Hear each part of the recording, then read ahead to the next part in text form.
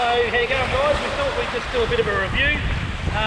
We've done about 14 hours on it now, so yeah, thought we'd just let you guys know what we thought about it, the good and the bad, and not there's much bad, but yeah, both the good and the bad. First thing we'll start off with is performance. So with me on it, fairly heavy, fishing gear and that, fastest I've had it up to is like 92 k's an hour. With me and Jed on it, two of us on it, and stuff in the esky, still does like 90 to 91 k's an hour. So heaps fast enough for when you're fishing and getting around with that sort of thing. Fuel economy is awesome. So we went fishing the other day. We did a round trip of about 100 kilometres. So we went up to Rockingham chasing some squid and other bits and pieces. We did around about 100 k's, and we used half a tank, so it holds 70 litres. So yeah, about 35 litres of fuel. So that's pretty good. Handling is wicked. I had a ski. I bought a brand new ski about 10 years ago, and I thought that was a good ski. It's a Seadoo as well. It's an RXP. Compared the old ski to this ski, totally different. You know, softer riding. It's obviously a bit longer, so it's going to be a little bit more stable. It's got the extended platform on this, being a Fish Pro. Obviously, just gives it a little bit more room, a little bit more stability. You can move the esky further back and fish at the back of the seat, but it's still a little bit hard because where you sit, your knees are too high. It's not really comfortable, but it gives you the option to move the esky back or leave the esky there, put a jerry can holder or another little esky or whatever. Just a little bit of customized suit you want. So yeah, handles awesome on fuel, plenty of speed, plenty of power. It doesn't really matter when you load it right up if there's one person on it or two people with a heap of stuff in the esky. The rod holders and cup holders, all interchangeable. Changeable around, put them wherever you want. They're yeah, really good for that. A lot of times when I'm cruising, I'll have my 4 rods on the back. I'll have a crab scoop and a rod on the back just to get it out of the way. The trolling rod holder, awesome addition to this year. I think the 2019 and below, or 2020 and below, never had that. And it's what a lot of people were complaining about. So they've obviously listened to their customers and they put a trolling rod holder there that can be moved over this side, and also a cup holder that can be moved over to either side. So yeah, so that's a good thing. The rod holders and the cup holder net are awesome. Where else? What do we got? Storage.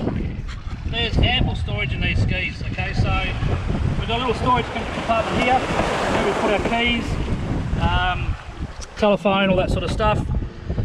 Yeah, anything important you go there. It's what you put in there. It's watertight. And you've got this big compartment here. That's also where you fuel up. So you fuel up here, but this compartment's massive. You can just about not touch the bottom when you haven't got anything in there. It's nice and deep. So when we're out fishing and that, we put our tackle bags in there. Our offshore life jacket stays in there permanently. You've got this little screen compartment here. Another 2 little compartments here. So yeah, heaps of storage. Also under here is where we store our EPIRB and flares for offshore stuff. When we go offshore, we've also got a handheld two-way that we just sit in here also. So yeah, plenty of storage. That's another good thing. Massive amounts of storage, and it's pretty dry storage. I mean, I've had some pretty big waves, and it all stays pretty dry. Haven't had any water in there yet. Touch wood. The seating's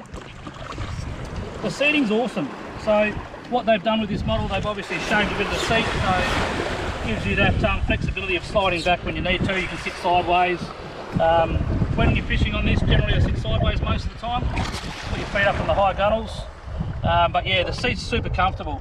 What they seem to have done with this ski, like compared to the last ski, is they seem to lower the centre of gravity. If you look at a lot of skis seem quite tall and bulky.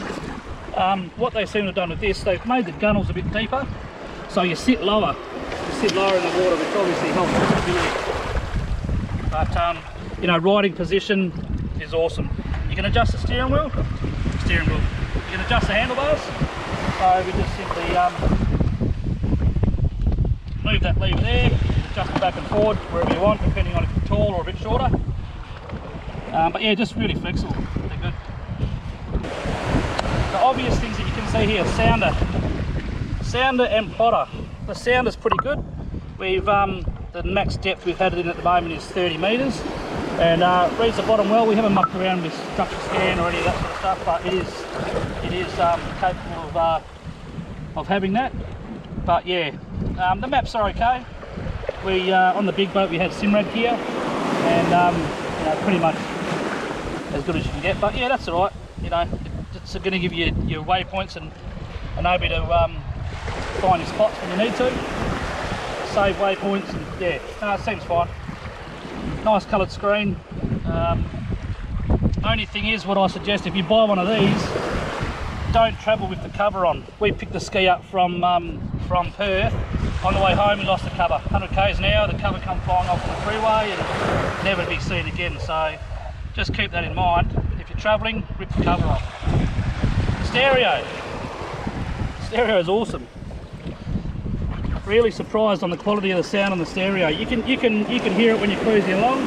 At full speed, you can't really hear it. You can only just hear it. But when you're cruising around slowly, it's yeah, it's more than loud enough.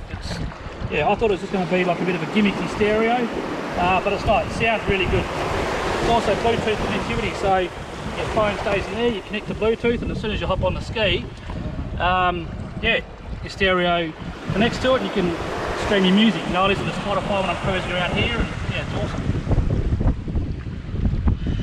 Okay, so what else have we got? The blue and the white colour scheme, I love it. Wasn't too keen on the orange and the grey of the older one, but the blue and the white, I reckon it's a good thing. So yeah, there's heaps of good things about it. The bad things about it, there's not many. First bad thing is the size of the esky. You see the fish ski eskies that people have chucked on their skis. They're a nice big esky.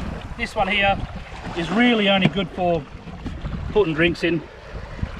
You get a small snapper or something like that, yeah, all well and good, but you know, chasing mackies or big dewies or anything of decent size, yeah, you can't. You're not really going to be using it. Good for crabbing and that. You know, we've had crabs in there, but what we're going to do when we go out wide, providing we catch a decent sized fish, this will go to the back, and we're just going to put a fish bag. I don't know if you guys have seen the fish bags. You put ice in it, bag rolls up and stores in the front cover.